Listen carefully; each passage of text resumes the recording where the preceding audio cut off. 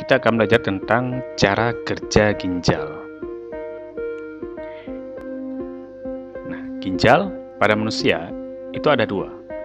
Ya, ada yang sebelah kiri dan ada yang sebelah kanan. Nah, ginjal ini adalah organ vital pada tubuh manusia.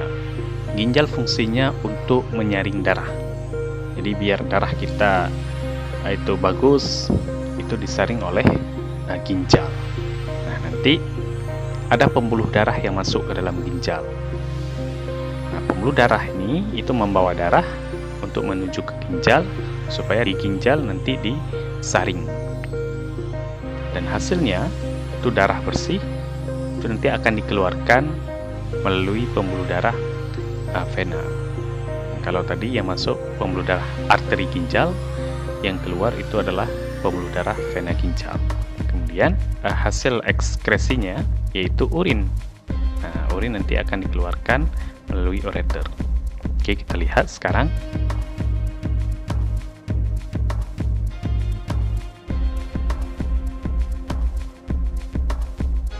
Nah, ini korteks. Korteks itu adalah kulit luar dari ginjal. Kemudian ini ada medula. Nah, di dalam medula nanti ada nefron. Nah, ini dia nefron. Jadi dalam satu medula itu terdapat banyak sekali nefron. Nah, struktur dari nefron ada kapsul Bowman, tubulus proksimal, lengkung Henle, tubulus distal, dan tubulus collectivus. Nah, kita lihat pertama mekanisme kerja nefron ini bagaimana.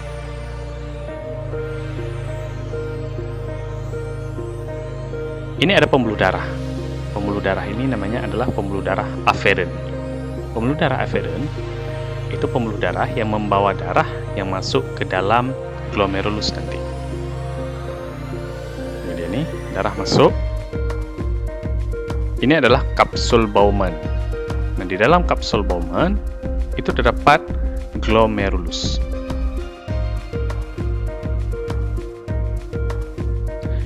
Nah, di glomerulus terjadi yang namanya filtrasi atau penyaringan. Darah disaring, hasilnya adalah urin primer. Nah, urin primer ini masih mengandung zat-zat yang masih dibutuhkan oleh tubuh. Contohnya seperti glukosa, asam amino, asam lemak, vitamin, mineral. Jadi urin primer ini itu disimpan sementara di dalam kapsul Bowman.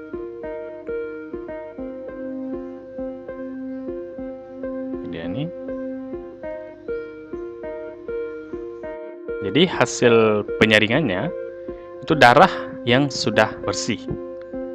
Nah, darah yang sudah bersih itu keluar melalui arteriola eferen. Nah, ini arteriola eferen. Nah, kemudian urin primer akan dibawa ke tubulus proksimal dan lengkung Henle. Di tubulus proksimal dan lengkung Henle itu terjadi yang namanya reabsorpsi. Reabsorpsi adalah penyerapan kembali zat-zat yang masih dibutuhkan oleh tubuh. Contohnya seperti glukosa, asam amino, asam lemak, air, vitamin, dan mineral itu diserap lagi. Nah, kemana diserapnya? Diserap ke dalam pembuluh darah. Nah, kalau ini lengkung Henle, di sampingnya itu ada pembuluh darah. Nah, dari mana pembuluh darah ini? Pembuluh darah ini adalah pembuluh darah eferen. Ini dia ya. Nah, ini terjadi reabsorpsi, penyerapan kembali zat-zat yang masih dibutuhkan oleh tubuh. Di lengkung Henle dan tubulus proksimal itu sama-sama terjadi yang namanya reabsorpsi sehingga menghasilkan urin sekunder. Nah, urin sekunder akan dibawa ke tubulus distal. Ini tubulus distal. Nah, di dalam tubulus distal terjadi yang namanya augmentasi. Augmentasi adalah penambahan zat sisa yang tidak lagi dibutuhkan oleh tubuh. Jadi, zat-zat yang tidak lagi dibutuhkan oleh tubuh, dia harus dikeluarkan dari dalam tubuh ke dalam tubulus distal. Asal zat itu dari mana? Dari pembuluh darah, areola efferent tadi. Apa saja zatnya? Nah, zat itu yaitu zat warna empedu. Itu hasil dari perombakan sel darah merah di dalam hati. Kemudian ion-ion hidrogen, racun, ya, sisa obat-obatan. Racun ini misalnya amonia. Itu nggak bisa lagi dibutuhkan oleh tubuh dan harus dikeluarkan ke dalam urin melalui tubulus distal. Nah, makanya kalau misalnya kita lagi demam atau lagi sakit, kita mengonsumsi obat. Kenapa bau kencing kita bau obat? Karena zat obat-obatan itu nggak boleh berada dalam tubuh. Sisa obat-obatan tersebut harus dikeluarkan. Nah, kemudian begitu juga dengan racun. Makanya kalau kita lagi sakit ataupun demam, kita disuruh banyak minum air. Kenapa? Agar racun-racun tersebut dikeluarkan dari dalam tubuh. Nah, dikeluarkan melalui tubulus distal.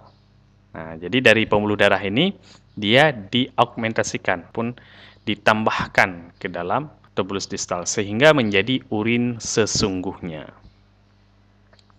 Ini. Selanjutnya ke tubulus collectivus. Nah, kemudian tengah-tengah ginjal ini itu ada namanya pelvis. Nah, jadi urin sesungguhnya ke pelvis, selanjutnya ke ureter, dan ke kantung kemih. Nah, di kantung kemih ini ditampung sementara sebelum dikeluarkan keluar tubuh.